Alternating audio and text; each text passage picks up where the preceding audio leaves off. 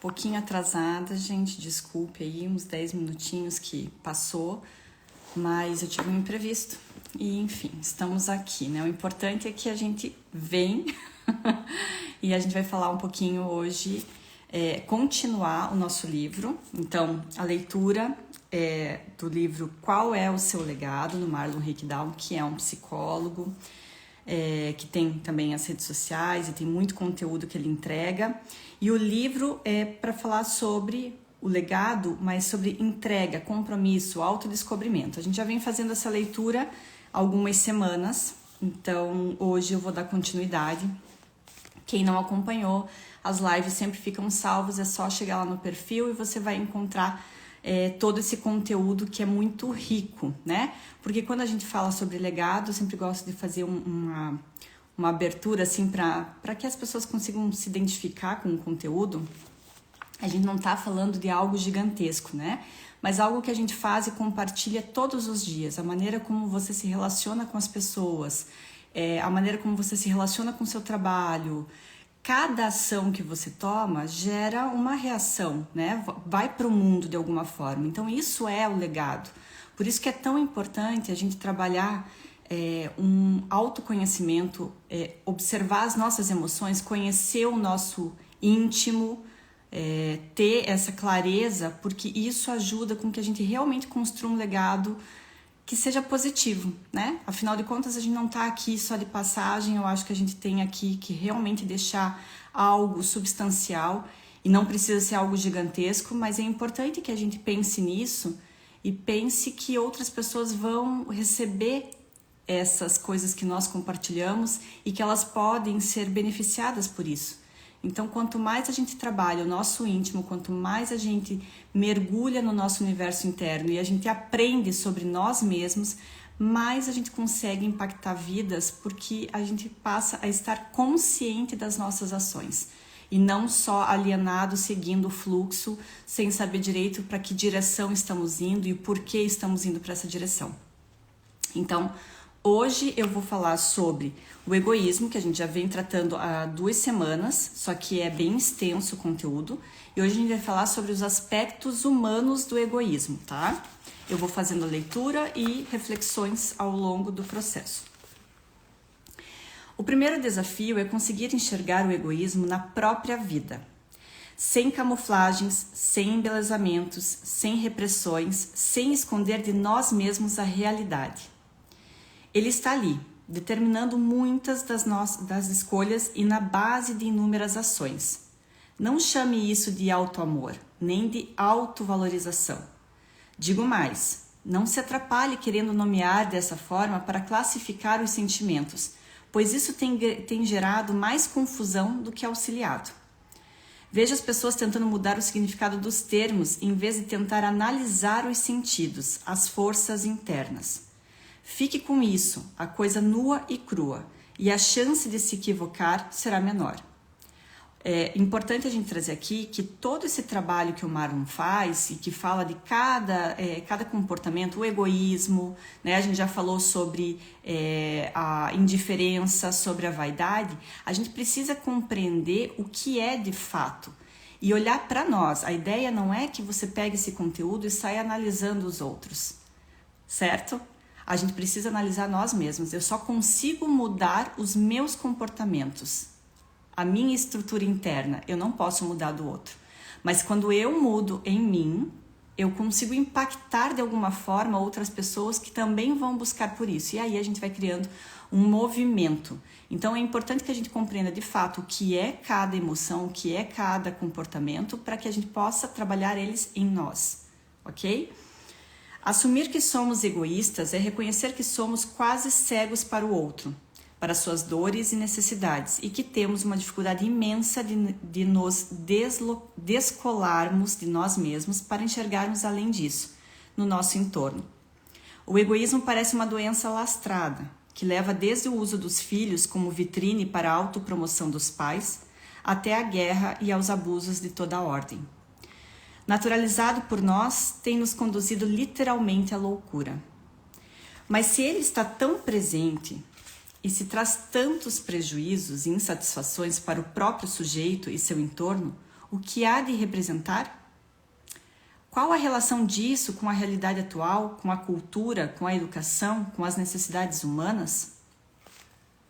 Embora o egoísmo tenha todos esses contornos destrutivos, precisamos aprender a fazer uma análise psicológica dele ao invés de defini-lo como um problema e tentar eliminá-lo. Essa é a base do autodescobrimento como filosofia de vida. Ou seja, a gente não vai... Bom dia, Leonor! A gente não vai eliminar essas coisas do mundo. Seria maravilhoso, mas não é isso que acontece. Então, a gente não está aqui para entender e tentar erradicar isso, mas entender como isso opera dentro de nós e aí sim ir transformando isso, para que lá na frente a gente possa ver os frutos desse processo todo, né?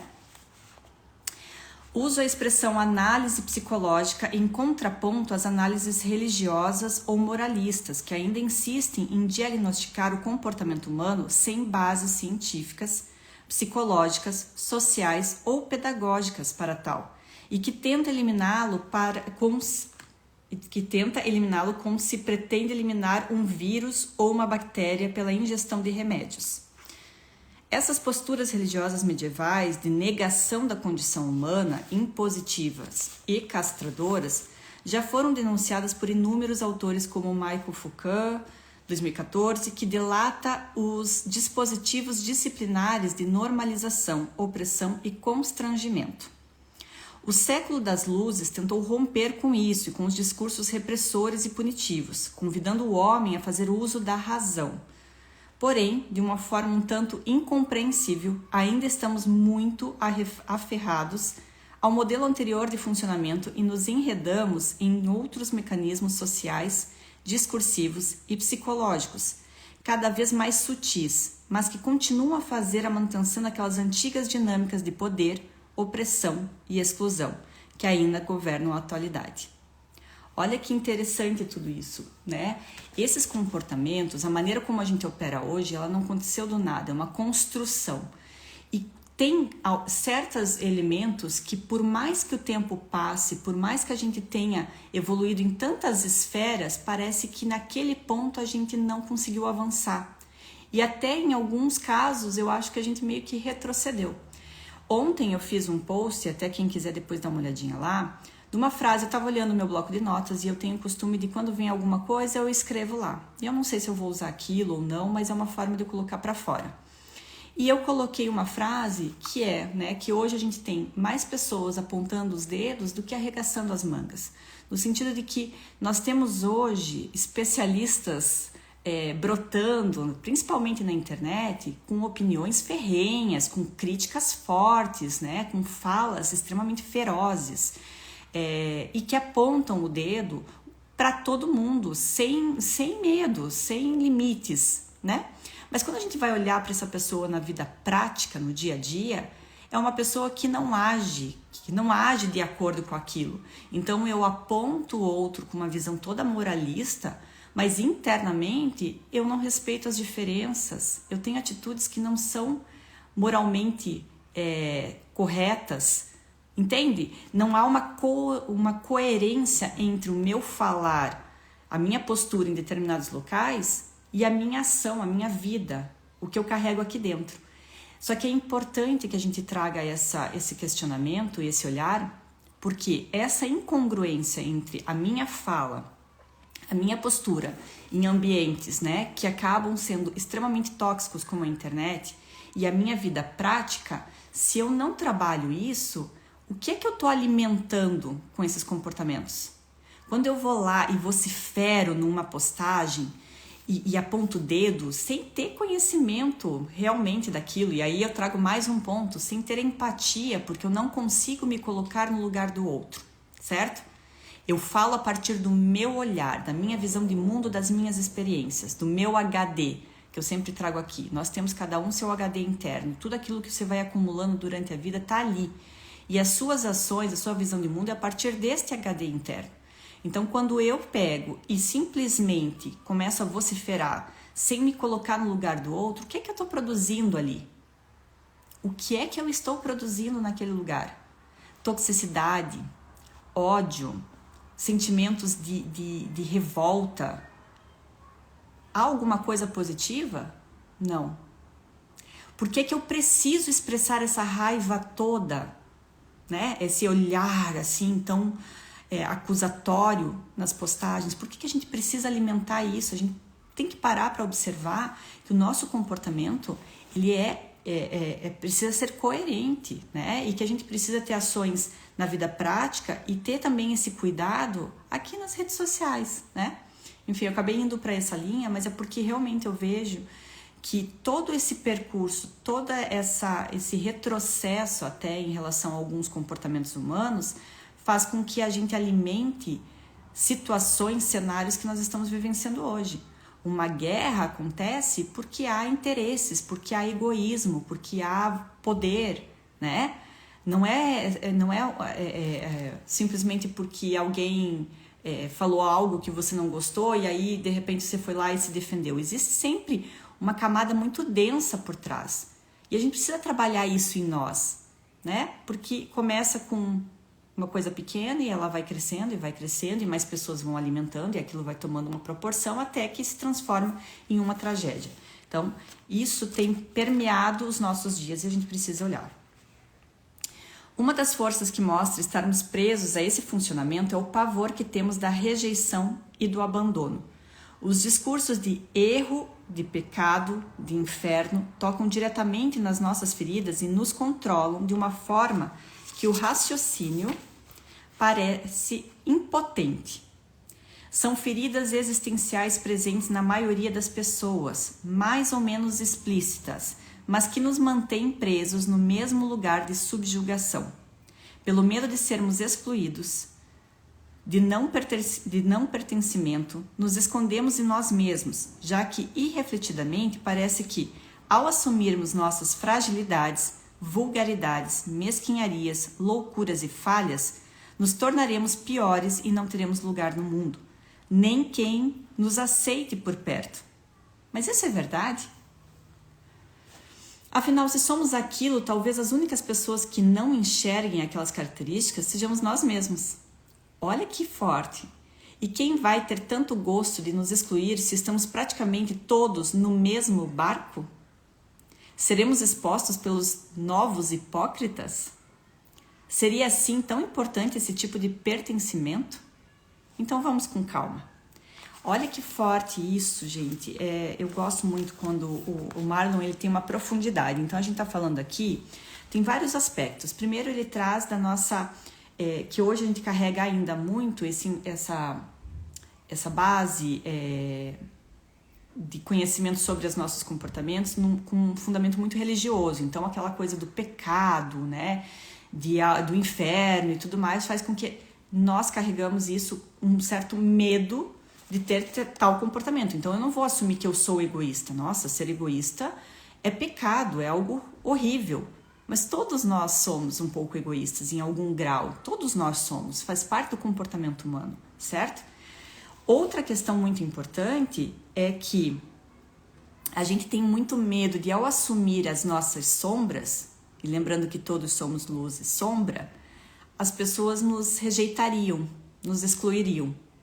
Acontece que muitas vezes a gente cria um personagem para mostrar que nós não somos vaidosos, que nós não somos egoístas, indiferentes, mas a única pessoa que a gente tenta enganar é a nós mesmos, porque quem olha de fora consegue enxergar essas características.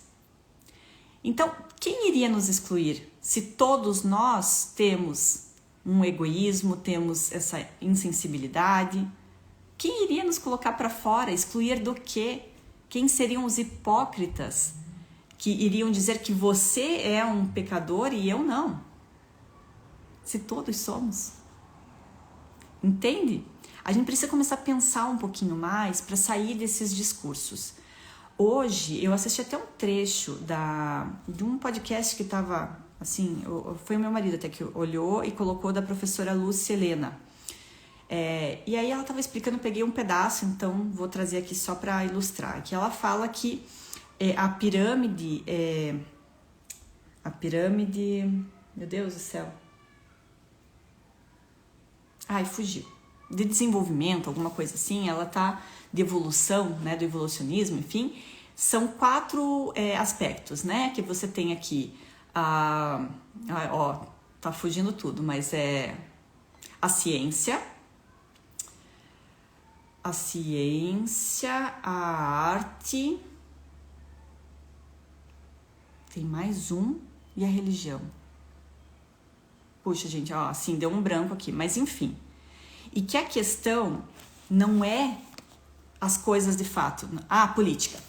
A ciência, política, arte e religião, tá? Formam essa pirâmide. O que acontece? Elas são importantes para a nossa evolução. Mas o problema não é a ciência, o problema não é a política, o problema não é a arte e nem a religião, mas a maneira como o ser humano utiliza dela. O que ele faz com ela. Somos nós que deturpamos, somos nós que muitas vezes usamos desses aspectos de uma forma equivocada, para benefício próprio. Quantas pessoas você vê, né? A gente fala muito de política, quantas pessoas utilizam a política de uma forma prejudicial para os outros, de uma forma egóica. A religião é a mesma coisa. A religião ela é positiva, mas infelizmente hoje a gente conhece pessoas que utilizam da religião para manipular outras pessoas, para aprisionar a mente dessas pessoas, né? Para instruir de uma forma equivocada, para se beneficiar. Então não é o problema das instituições, não é o problema das unidades. O problema é o que nós fazemos dela. E aí é importante que a gente pare e reconheça as nossas emoções, nossos comportamentos, entenda o significado deles para que a gente possa agir em relação a isso. Senão, qualquer discurso eu posso ser levado. Qualquer frase bonita vai me impactar, mesmo que por trás haja uma lama.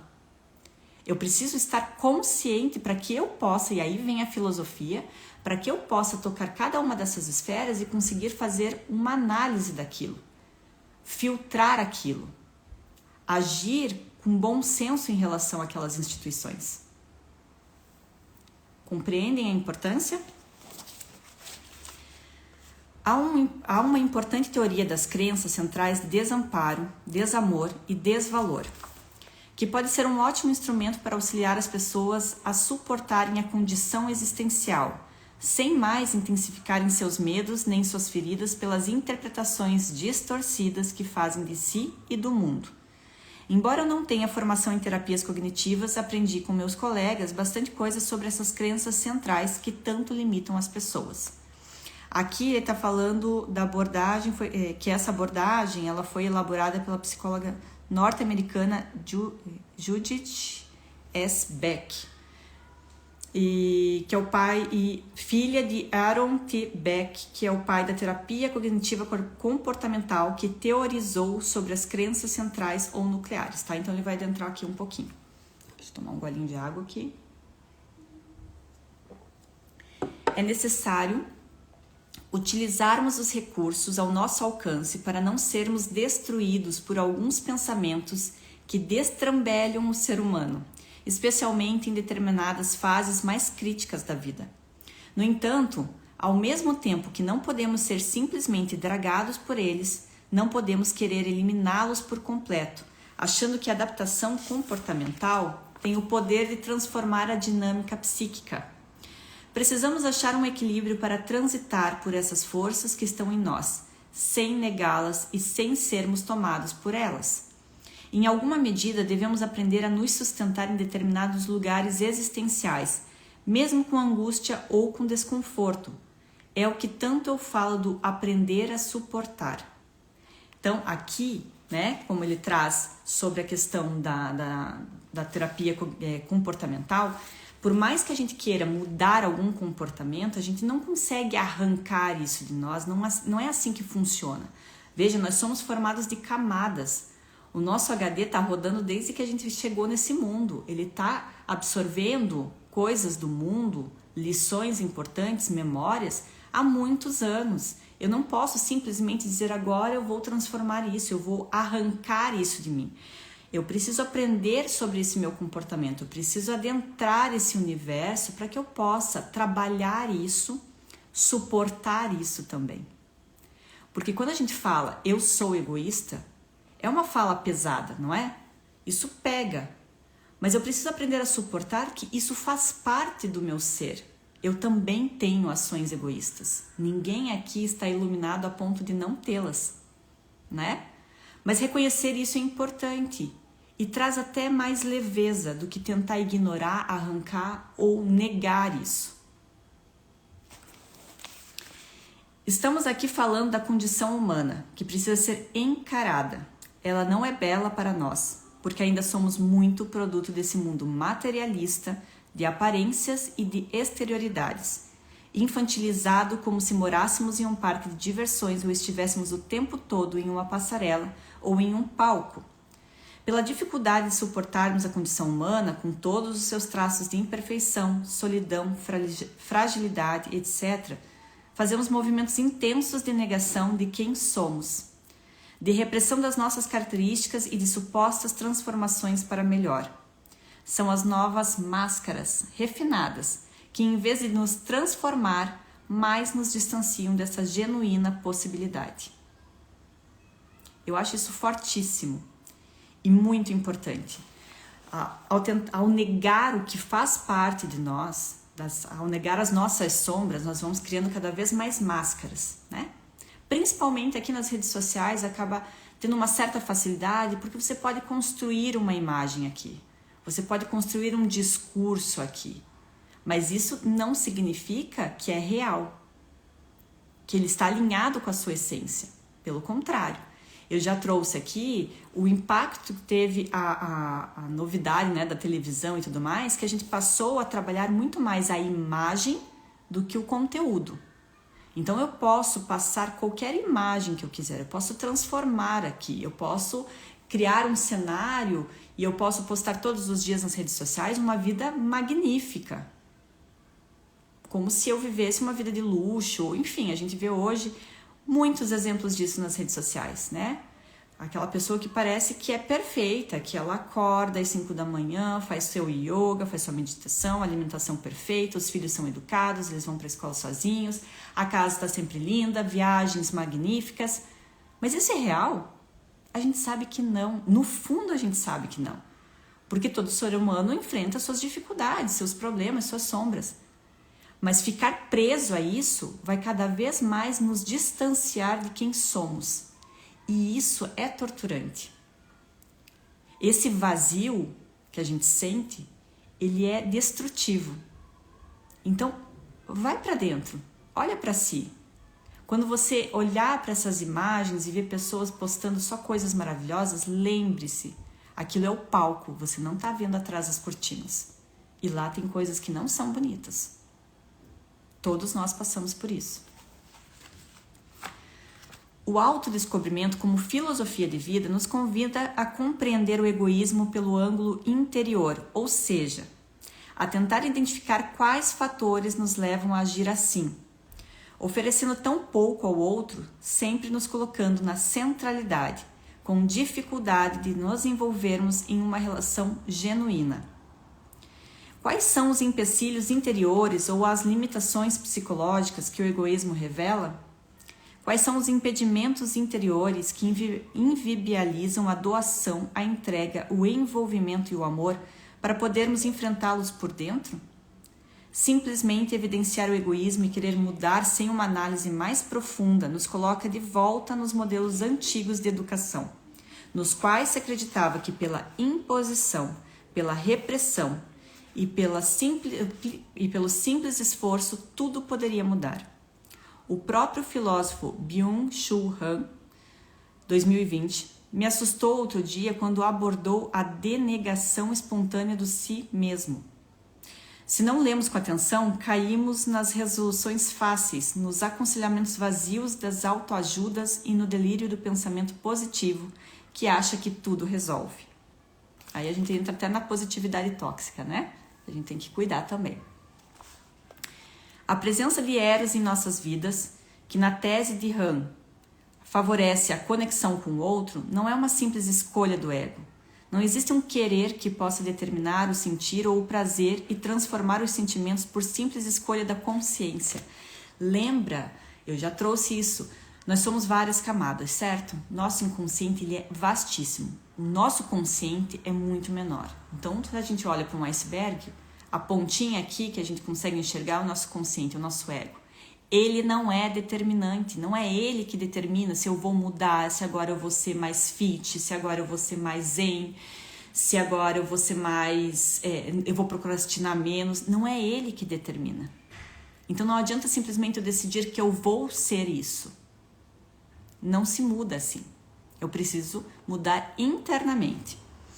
Alguém por acaso começou a amar o outro no exato momento em que decidiu que deveria amar aquela pessoa? Seria uma escolha do raciocínio ou o sentimento é o somatório das experiências e dos mistérios da vida, luarizadas pelo raciocínio? Temos ao nosso alcance a possibilidade de alimentar ou não algo em nós. Por exemplo, um ódio que sentimos por alguém. Esse é o nível da civilização, em termos de autocontrole e da capacidade de conseguir dialogar com os sentimentos, e não ser invadido por eles a qualquer momento, sem qualquer filtro. Mas perdoar ou sentir empatia, que é manifestações do amor, não são escolhas que se faz simplesmente. São consequências de uma elaboração interna, de uma compreensão de si e do outro em um nível complexo, de uma interação de forças muitas vezes desconhecidas, que resulta no bom sentimento. Se a coisa fosse tão fácil, as religiões teriam logrado muito êxito e regenerado a humanidade, uma vez que pregaram a negação de si mesmo e exigiram o comportamento do amor. Olha só, eu falo muito de empatia, porque para mim é algo extremamente importante. A gente não vai conseguir realmente transformar o mundo enquanto nós não conseguirmos entender que a nossa dor, ela dói para nós, mas a dor do outro dói para ele. Eu posso não entender a dor dele e ele não entender a minha, mas eu preciso respeitar que existe aquela dor. E que mesmo que eu não compreenda, aquela dor dói para aquela pessoa. E por isso eu não posso falar daquela dor. Eu não posso apontar para o outro e dizer, por que você não faz isso? Quando eu não conheço a realidade dele. Quando nem ele mesmo conhece. Entende? Quantas vezes você tomou ações que outras pessoas falam, mas por que você fez isso? Ah, não, se eu fosse você... Mas não é. Eu tenho as minhas dores, as minhas questões. Eu tenho as minhas travas, minhas crenças. Isso faz parte de mim. Não é possível negar, não é possível arrancar isso. Eu preciso conhecer. A partir do momento que eu conheço e que eu entendo, compreendo que eu tenho minhas dores, que eu tenho as minhas limitações, que eu tenho as minhas sombras, que eu tenho o meu egoísmo, a minha indiferença, a minha vaidade, é muito mais fácil olhar para o outro e entender que talvez aquele comportamento que ele teve e que eu desaprovei, teve um porquê. A pessoa tinha aquilo naquele momento. Quando a gente olha para essa situação de guerra, é algo que mexe muito comigo. Eu tenho essa questão desde pequena. É algo que eu não sei explicar, mas eu sempre fui extremamente sensível a coisas que aconteciam ao meu entorno. Então, uma notícia na televisão me deixava, às vezes, uma semana mal. Eu tive muita dificuldade para aprender a lidar com isso, porque eu sentia demais as coisas. Eu ainda sinto, obviamente, mas hoje eu tento trabalhar isso para que eu não mergulhe nesse sentimento. E o que a gente tem assistido hoje é algo que assusta, porque nós evoluímos em tantas esferas, né? Na tecnologia e tudo mais, mas veja quantos comportamentos ainda enraizados de poder, de egoísmo, de maldade, de crueldade, e o quanto isso acaba emergindo em nós, comportamentos que são, assim, difíceis de aceitar. Uma crueldade nas palavras, uma crueldade nos julgamentos, dedos sendo apontados, tentando justificar algo que é injustificável. Nenhuma vida deve ser perdida. Nenhuma. E aí, a gente tem que tirar essas camadas que são colocadas principalmente por informações, por notícias que a gente assiste, por pessoas que vêm e não querem contribuir de fato, mas vêm aqui para alimentar esse ódio e tudo mais. A gente tem que cuidar com isso, filtrar, lembrar do ensinamento mais básico que nós tivemos do maior peregrino que passou por aqui: amor. Amar o próximo. Amar significa respeitar. Amar significa ter empatia. Entender que existe uma dor ali. E não julgá-la. Apenas compreender que existe aquela dor e respeitar. Então, não vou me cansar de vir aqui, tanto nas minhas postagens, nos stories, de instigar isso, porque eu acredito que nós podemos não ter tido um ambiente que propiciasse esse olhar mais empático, estímulos para isso, enfim, uma série de coisas que fazem com que pessoas não consigam ter esse olhar mais empático para o outro, né? Mas a gente pode construir isso. À medida que nós nos conhecemos, à medida que nós reconhecemos esse mundo interno caótico e cheio de falhas, para que a gente possa olhar para o outro e entender, ele também tem isso. E se eu quero que ele olhe para mim e respeite a minha dor, eu preciso também olhar para ele e respeitar a dor dele. É assim que funciona. A gente só evolui assim. Então, eu vou trazer isso inúmeras vezes, porque eu acredito que a gente pode transformar a nossa realidade trabalhando isso e deixando o nosso legado, porque se eu trabalho isso, se eu compreendo, se eu começo a mudar o meu comportamento e a forma como eu ajo no mundo, veja, pessoas vão ser impactadas. Nós temos gerações vindo aí, crianças que podem ser muito mais empáticas lá no futuro, muito mais conscientes na hora de utilizar a religião, a política, a ciência, a arte, fazer bom uso dessas ferramentas que são importantes para a evolução. Me perdi. Tá, temos ao nosso alcance a possibilidade de alimentar ou não algo em nós, por exemplo, um ódio que sentimos por alguém. Isso aqui eu já li, gente, calma lá. Somos produtos de muitas forças biológicas, psicológicas e sociais. Somos influenciados pela cultura, pela religião, por nossos pais e por outras pessoas. Todos com uma longa história, muitas vezes de dores, constrangimentos e condicionamentos. Somos ainda tensionados pelos nossos próprios desejos, instintos, proibições, etc. Sendo assim, como acreditar que a simples força de vontade egóica pode impor direção e sentimentos tão profundos que antecedem a reflexão? Obrigada. Obrigada, Vânia. A gente precisa fazer reflexões, né? O mundo está precisando que a gente olhe para isso. Então, olha como é importante a questão de a gente também entender, muitas vezes, veja, essa frase é muito conhecida. Pais que batem em seus filhos, certo? Quando a gente questiona, a pessoa fala, ou quando tem alguma discussão, ela diz, eu apanhei e sobrevivi. Gente, essa frase, pra mim, ela dói. Sabe por quê? Porque é uma falta de consciência de si mesmo. Nós não estamos aqui para sobreviver. Pense agora, inverta isso. Você quer que o seu filho sobreviva a você? Olha que forte. Eu não quero que os meus filhos sobrevivam a mim. Mas eu entendo que se eu apanhei, e olha que eu apanhei muito, gente, muito mesmo, foi assim que a minha educação foi extremamente rígida. Se eu olho para isso e entendo que aquilo era o que a pessoa que estava cuidando de mim tinha como recurso, foi o que ela aprendeu e ela não tinha consciência do impacto daquilo em mim, ok, eu consigo trabalhar isso internamente. Agora, quando eu reproduzo, eu simplesmente ignoro isso. Eu não evoluo. Você não precisa reproduzir tudo que seus pais fizeram. Eles fizeram aquilo que eles tinham condições de fazer, a partir do conhecimento que eles tinham, das experiências que eles tinham, do ambiente que eles tinham. Agora, você tem acesso a outras coisas. Se você não faz uso disso, aí é uma questão sua.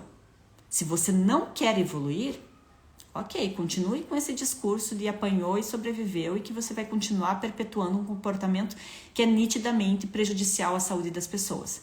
Ninguém que apanha, que sofre violência, sai imune disso, sai incólume disso. Isso é mentira. Você só faz terapia porque você tem muitas questões para lidar. Todos nós temos. As suas crenças, as suas limitações, elas vieram de algum lugar.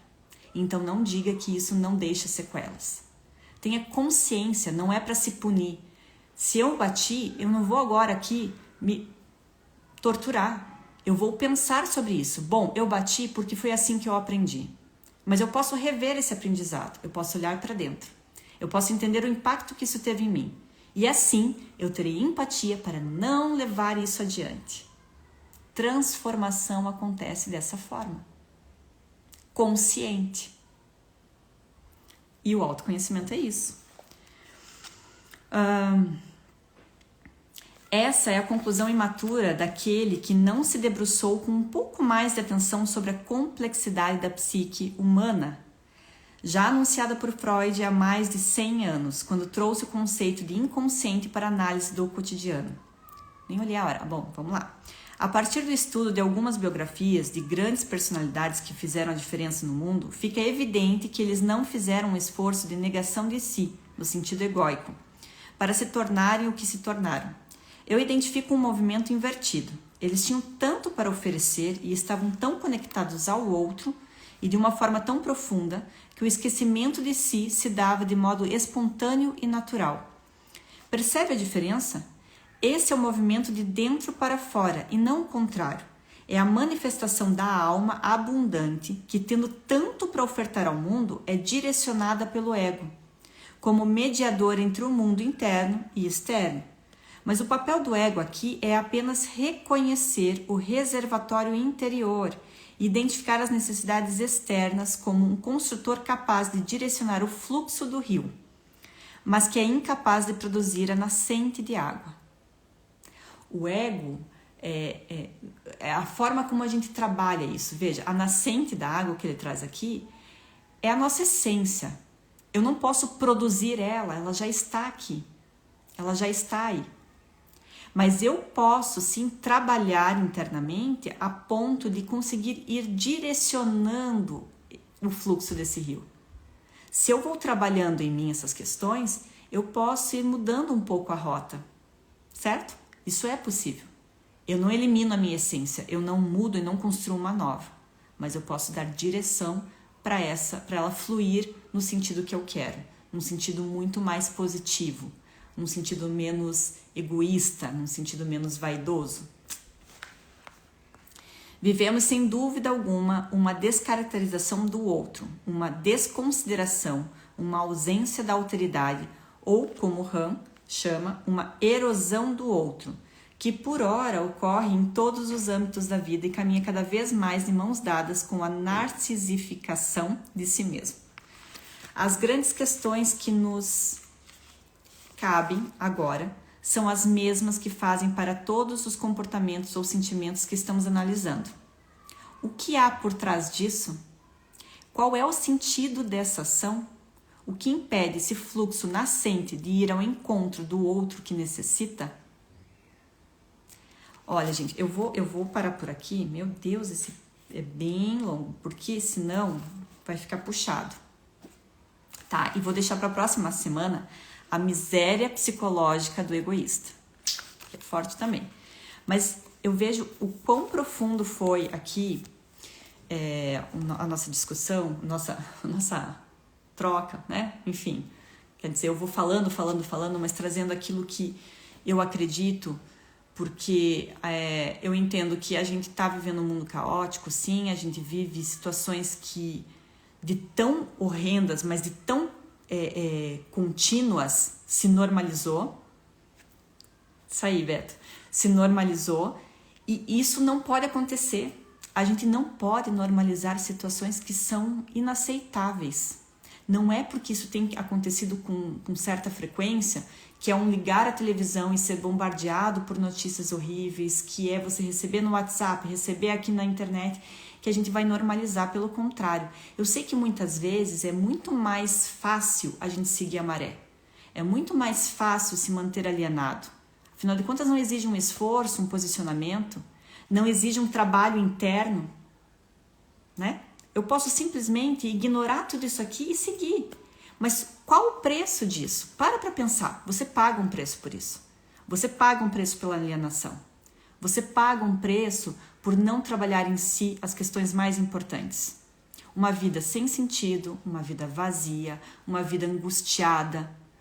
As ansiedades que nós temos hoje decorrem da falta de conexão com nós mesmos.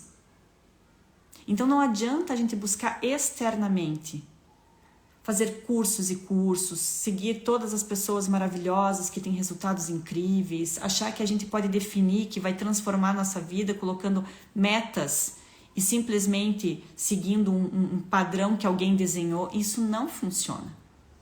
Pode parecer, mas sabe o que vai acontecer? A hora que você atingir aquela meta, você vai continuar sentindo um vazio. Porque você precisa entender internamente o que aquilo significa. Eu preciso entender o que internamente eu preciso. Eu preciso reconhecer as minhas sombras. Eu preciso reconhecer os meus medos e as minhas falhas. Elas fazem parte de mim mais do que a parte bonita que a gente expõe.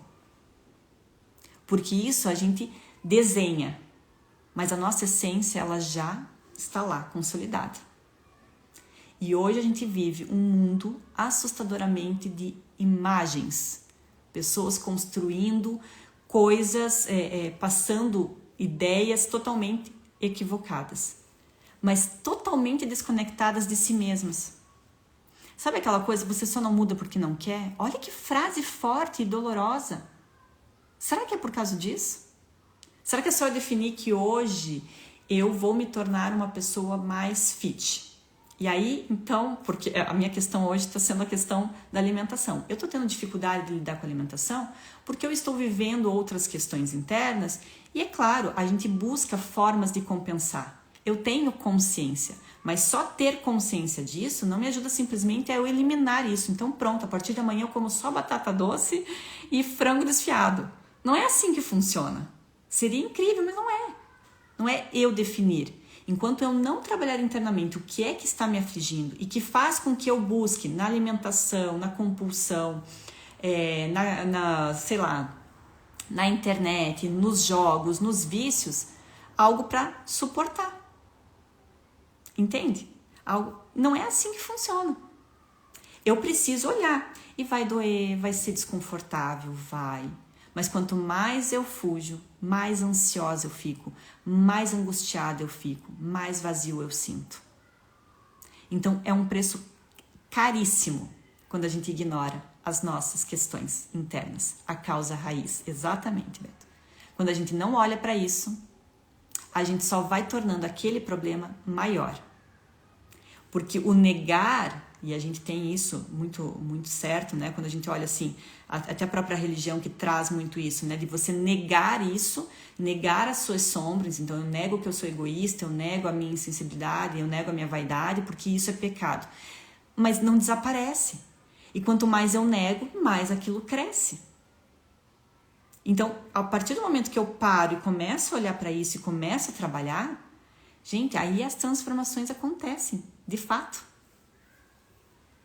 Negar é fácil, mas custa um preço alto depois. Só que a gente não para analisar que aquele preço alto, aquela dor que a gente sofre lá na frente foi porque eu fiquei negando, me alienando e não olhando para aquilo.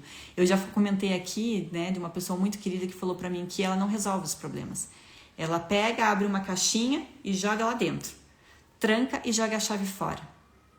Mas eu posso dizer, a caixinha continua com ela. Aonde ela for, ela pode mudar de cidade, de país, de trabalho, de amizades, a caixinha está com ela. Ela não conseguiu se desfazer da caixinha. E ela vai sempre lembrar que a caixinha está ali. E o problema está ali, não foi resolvido. Entende? Então não é assim. Nós somos seres complexos. Como é que a gente quer uma solução fácil para isso? Não existe. Por isso, o meu convite toda quarta-feira aqui, e também com os meus conteúdos, vamos mergulhar, vamos nos conhecer, vamos transformar de fato a nossa vida para que a gente possa deixar um legado assim poderoso. Vamos trabalhar isso. Esquece o outro, ninguém muda o outro, trabalhe em si mesmo. Ao trabalhar em si, você vai transformar a tua realidade. Maravilha, é isso que a gente precisa. De pessoas engajadas, querendo se conhecer e assim transformar a realidade. E eu acredito de coração que se a gente fizer esse trabalho sério de autoconhecimento, se a gente levar em consideração isso no nosso dia a dia, todos os dias, e é um trabalho contínuo, a gente vai ver um mundo diferente lá na frente. Mas não dá para querer transformar assim da noite para o dia. A gente cresceu trazendo tudo isso na nossa bagagem. Agora a gente precisa realinhar, trabalhar, filtrar e ver como que a gente pode transformar isso. Então esse é o meu convite. Quarta-feira que vem a gente continua falando de egoísmo, mas aí eu acho que encerra o capítulo. Até deixa eu dar uma olhadinha uma coisa aqui. Não, egoísmo vai longe, gente, vai longe. Que é um tema muito, muito importante e muito presente. Então, na quarta-feira que vem eu espero vocês. Essa live vai ficar salva para quem não conseguiu acompanhar desde o início ou não conseguiu ao vivo. Depois pode assistir com calma e tirar todos os insights. Depois manda para mim, coloca lá no post mesmo da live. Coloca os insights poderosos que você teve, o que isso está te ajudando. E eu espero vocês quarta-feira que vem. Até!